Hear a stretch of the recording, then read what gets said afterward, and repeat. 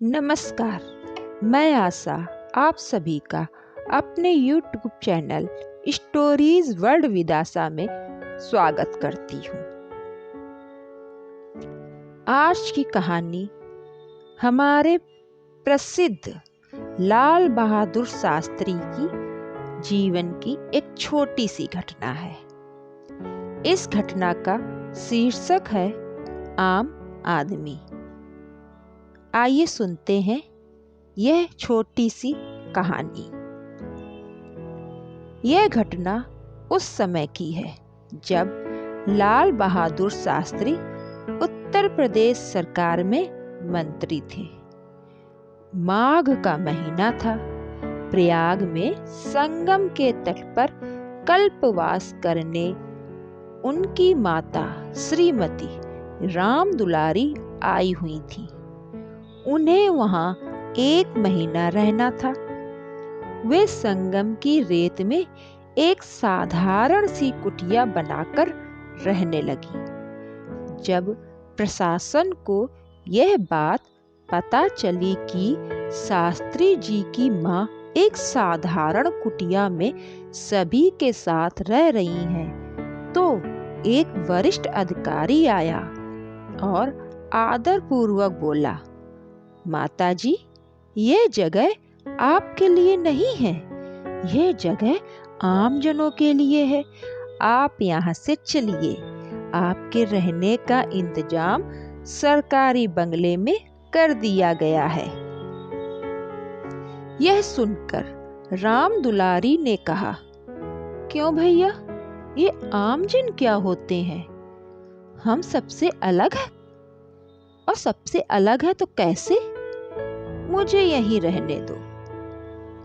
अधिकारी बोला, माता जी, आप हमारे मंत्री जी की मां है, इसलिए आप आम जन कैसे होंगी? चलिए, आप यहाँ से चलें। मैं आपको यहाँ नहीं रहने दूंगा। लेकिन शास्त्री जी की मां वहां से नहीं गई। अंत में निराश होकर अधिकारी चला गया। दूसरे दिन शास्त्री जी अपनी पत्नी ललिता के साथ मां की कुटिया में आए। उन्होंने मां से पूछा, मां, आपको यहाँ कोई तकलीफ तो नहीं है?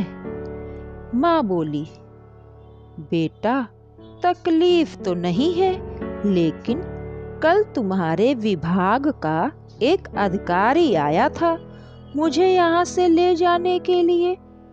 कह रहा था कि आप आम जन नहीं हैं, आप यहाँ नहीं रह सकती। बेटा, भला हम दूसरे लोगों से अलग कैसे हो सकते हैं? मुझे अफसोस है कि तुम्हारे रहते हुए भी तुम्हारे विभाग के लोग एक दूसरे को बांटने में लगे हुए हैं। मां की बात सुनकर शास्त्री जी बोले, मां, आप चिंता न करें, हम सब लोग आम जन ही रहेंगे। हम लोगों को कोई नहीं बांट सकता। आप निश्चिंत होकर यहाँ अन्य श्रद्धालुओं के साथ कल्पवास करो। अब आपको यहाँ से कोई नहीं हटाएगा और न आपको कोई परेशान करेगा। इस तरह कहकर शास्त्री जी अपने स्थान पर लौट गए। आप लोगों ने मेरे द्वारा यह कहानी सुनी। इस कहानी से हमें यह शिक्षा मिलती है कि हम चाहे जितने बड़े पद पर पहुंच जाएं, लेकिन हमें सबके साथ और सबके मदद की जरूरत पड़ती ही है।